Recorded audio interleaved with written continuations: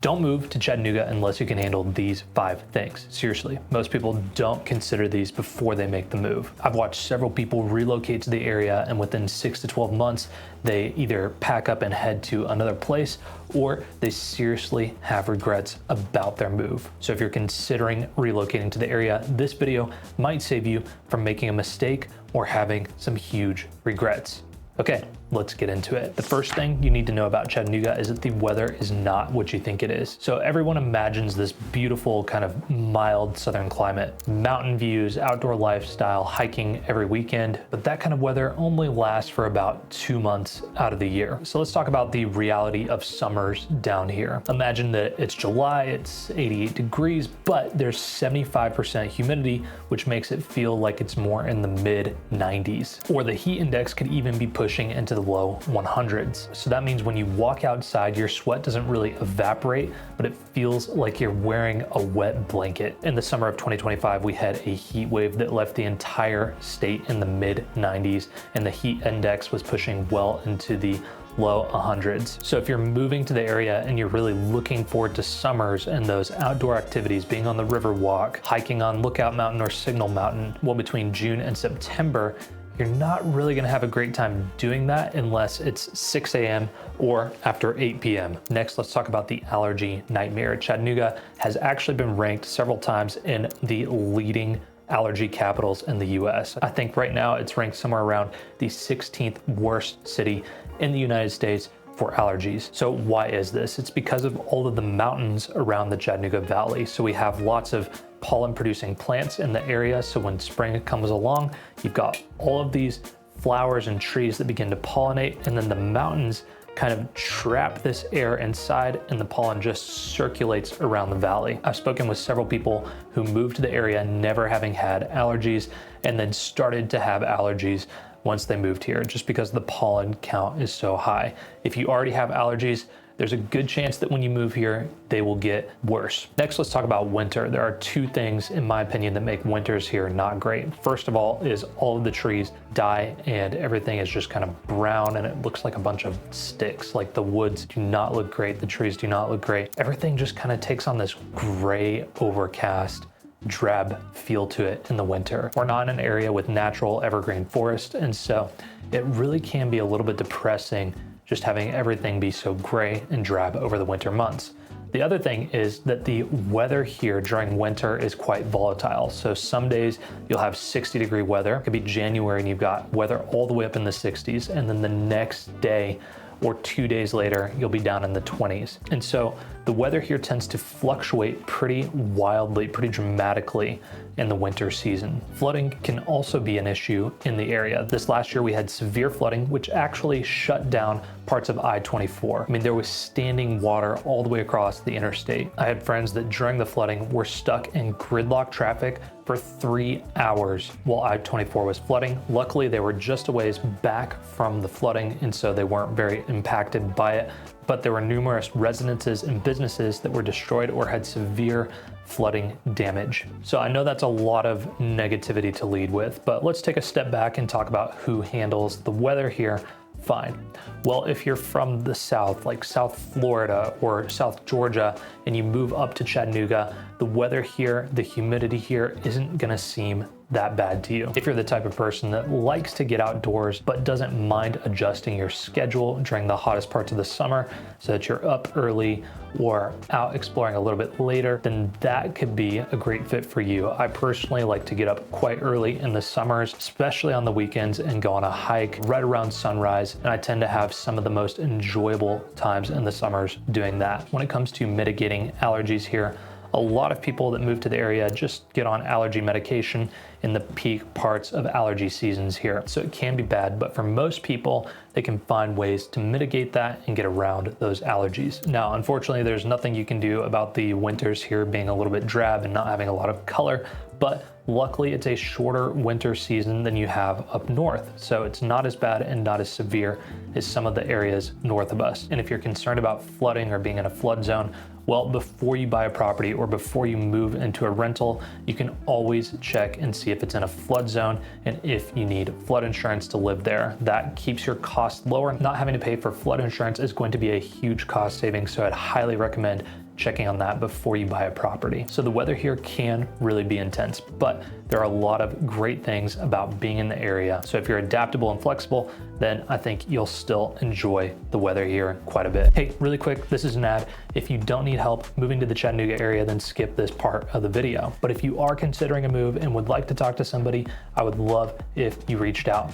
You can book a meeting with me through the QR code here on screen or by going down to the description and using the contact info there. During the meeting, we'll map out a relocation plan for you as you make your move to the area. I specialize in helping people move to the area, so if you need help, don't hesitate to reach out. All right, folks, we've paid the bills. Let's get back to the video. Okay, thing two, the next thing that people regret moving to the area over is that the traffic here is worse than you think. A lot of people will be like, okay, it's a mid-sized city. How bad can the traffic actually be?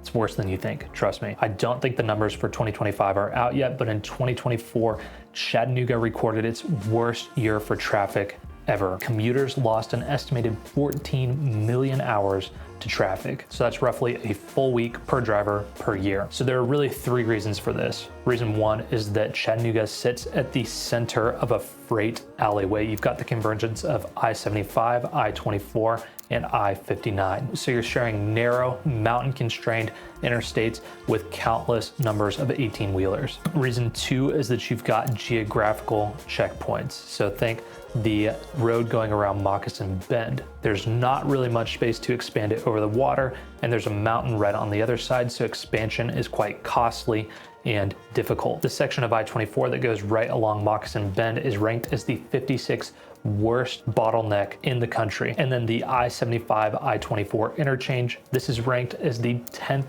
worst bottleneck in the country. And then reason number three that we have this traffic is that there is a lot of construction going on that is designed to mitigate the traffic, but that construction, while it's happening, ends up causing more delays. The other thing to know about traffic here is that there really isn't a great public transportation option. There is the CARTA bus system, but it's pretty broken. So CARTA has very low ridership because on average, it's gonna take you about 3 times longer to take public transit than it would to drive. So for most people, this 3x in commute times is worth saving up some money and just purchasing the most affordable vehicle you possibly can. Only 32% of residents in the Chattanooga area feel positive about their ability to walk to public transit options.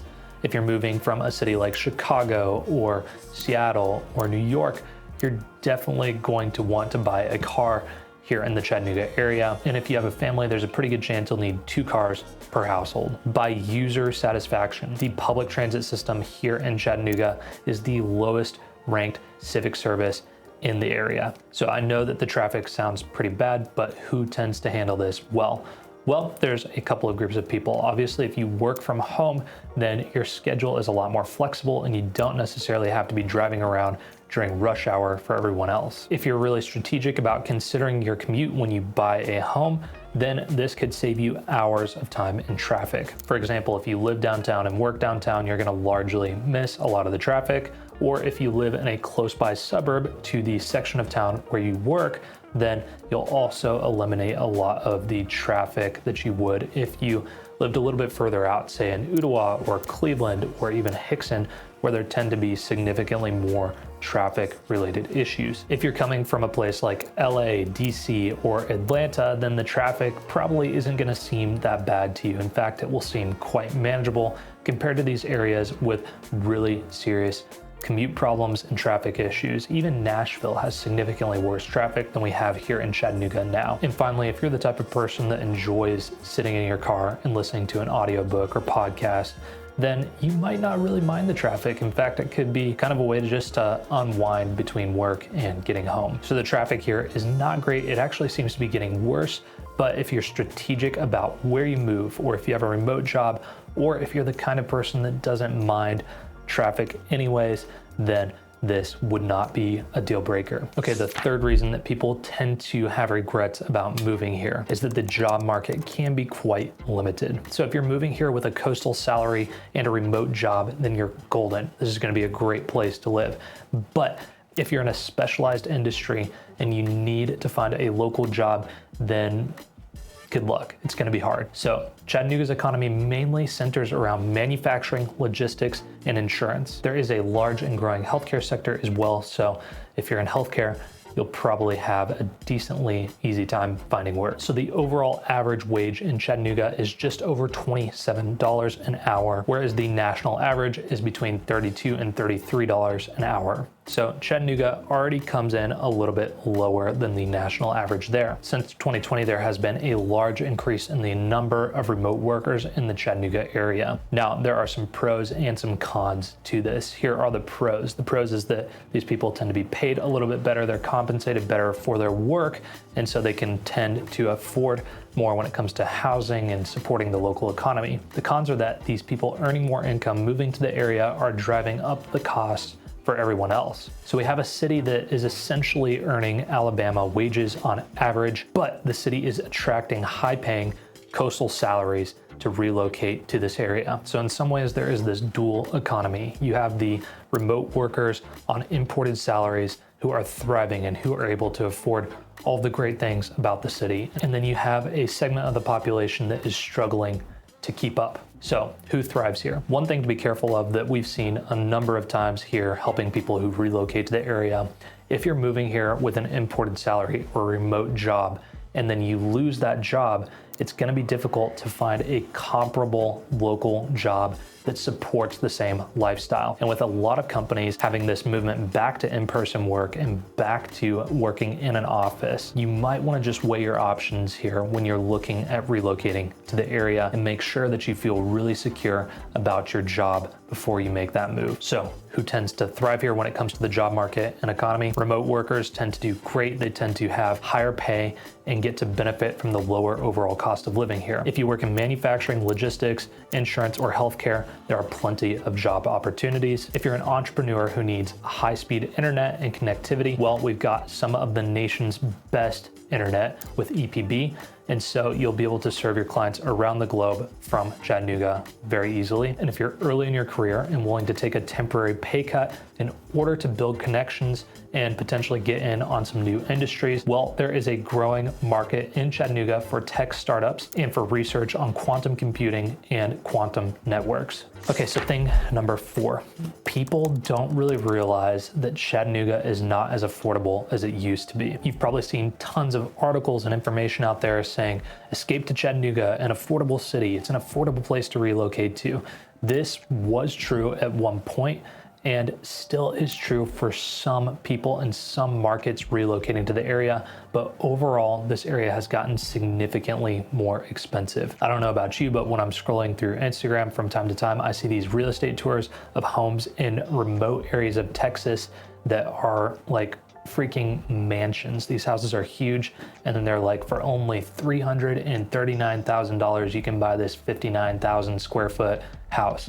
Well, that is not how things are in Chattanooga, Tennessee. But I think that there is somewhat of a perception still that affordable means that you're going to get a massive brand new house for a great price in the area. Don't get me wrong, there are deals to be found in real estate here, but prices across the board have appreciated rapidly over the past several years. Now, what's worth noting is that prices have stabilized and maybe even started to cool off a bit in the area. Now could be a good time to hunt for deals. However, interest rates are still quite high, which means that affordability for a lot of people, even if the sticker price of the home is something that is within reach for you, the monthly payment might still be quite expensive. So across the Chattanooga area, the median sale price is somewhere around $330,000. Now, this might sound affordable, but when you compare it to the most desirable neighborhoods in the area, your median sale price is more like $400,000 or $500,000. Only 32% of residents in the area rate housing as being affordable. So that is the majority of local people saying that they can't afford to live here. Beyond just high interest rates, you also have to consider other costs of living: homeowners associations, county property tax, city property tax, sales tax. Now, on the bright side, EPB does offer quite affordable power in the area, which tends to be about 30% below the national average. So you will save there, but if you're not careful, costs can escalate quickly. So costs can be high, but if you're relocating from out of state and from an area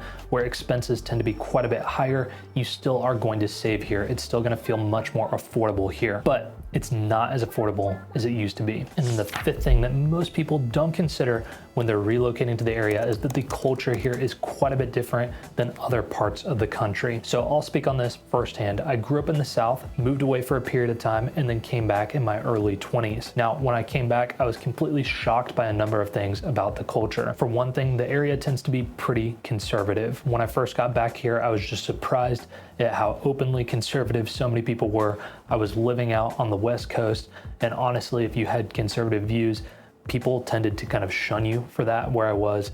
And so I was just very surprised at how openly conservative people were down here. Now, Chattanooga itself, the city itself, tends to lean more progressive, but the county at large, Hamilton County, tends to be deeply conservative. Another bit of a culture shock to me was how religious the area is. Now, I grew up here, I grew up in a very religious community, but having lived on the West Coast for a while, I kind of forgot about how religious this area actually is. Church is a big deal down here, and so many people are actively involved in their churches. So if you lean more on the secular side of things and you're not that interested in being part of a church community, then it can be harder to connect with people and meet new people. That is a big part of social life down here, is being involved in a religious community. And then the other thing is that there can be a bit of this outsider friction. For example, people will move to the area and long-term residents start to see the cost of living skyrocket, the cost of housing get way out of reach. Traffic gets bad. Their favorite local restaurants can't keep up with the rising cost of rents, and they tend to begin to resent some of these outsiders. Now, maybe some people are resentful of that, and if you're online, you'll probably see comments under videos saying, Chattanooga's full, move somewhere else. But for the most part, most people are not going to treat you negatively just because you're not from the area when you move here. Overall, people tend to be welcoming, and if you just show genuine interest and a genuine desire to connect, it's quite easy to build new connections and make new friends in the area. As with the move to anywhere, there's a lot of things that you've got to get over. There's a lot of big challenges to relocating to any area, but I think that if you're determined and you really want to make the best of it, that there is going to be an awesome opportunity for you in the greater Chattanooga area. So if you need help relocating or finding a great home in the area, I would love to help. My name is Andrew Boyd. I'm a licensed real estate agent in both Tennessee and Georgia, and my goal is to help you find the right place in the greater Chattanooga area. So if you want to chat, reach out through the contact information in the description below. If you made it this far in the video, YouTube thinks you might like some of the videos here. Go ahead and give those a view, and I hope to see you in the next one.